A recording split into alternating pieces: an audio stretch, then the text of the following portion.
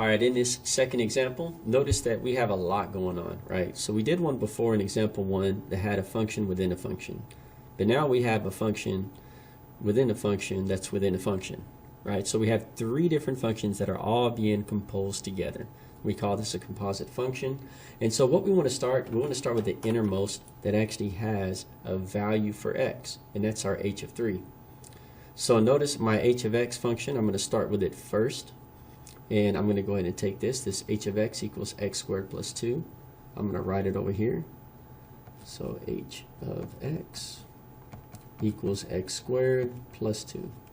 Now it says find it for h of 3. So I'm going to be replacing the x with a 3. So we're looking for h of 3.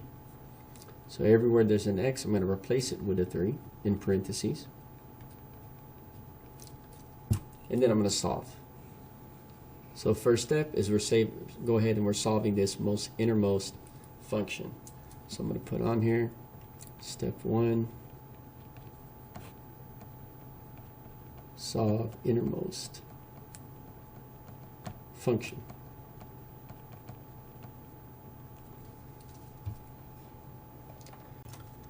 Now notice while I'm doing this, I'm leaving some room over here on the right because we're going to have to write out a function with our answers in it pretty soon, and so I'm leaving some room for it.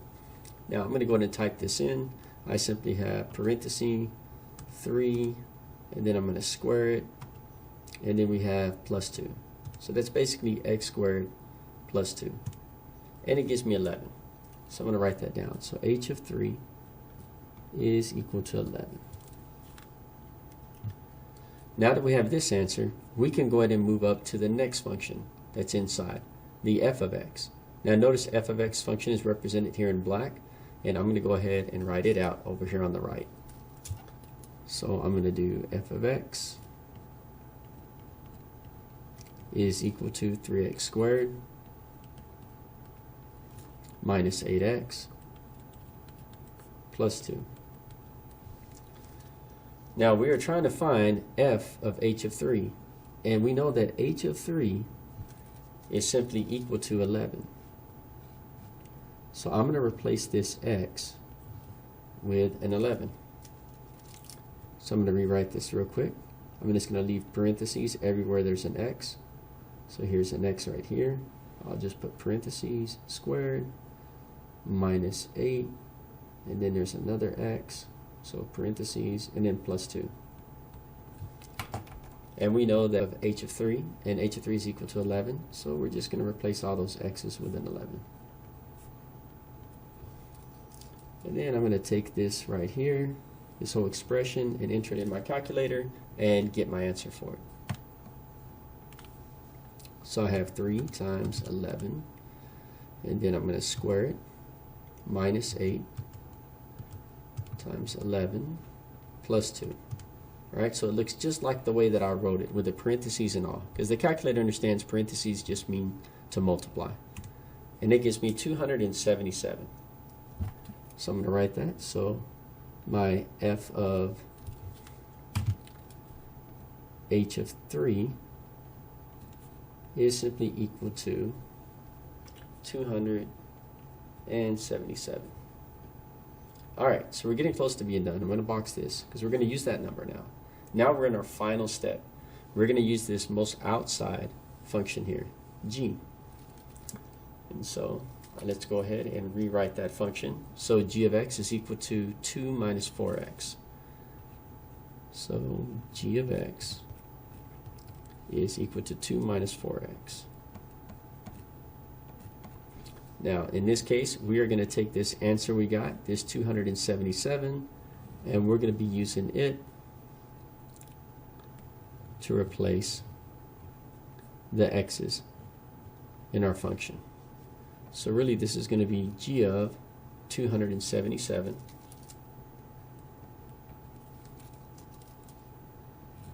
because that's what f of h of 3 is equal to. And we're just going to rewrite it. Right, here's this x over here, 277. And now what I want to do is I want to take this and put this in the calculator and evaluate it. Let's see what that expression is equal to. So I'm going to go ahead and do 2 minus 4 times 277. And it gives me negative 1,106.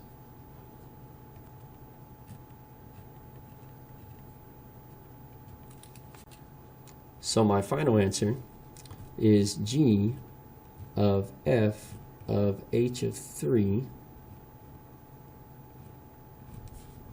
is equal to negative 1,106. So just keep in mind, right, the steps that we did. First, we solved the innermost function. And then this is what we did. Second, we solved the next innermost function.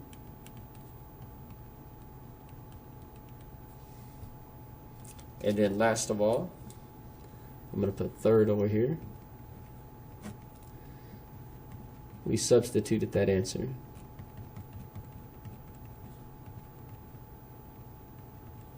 for x and solved the outer function.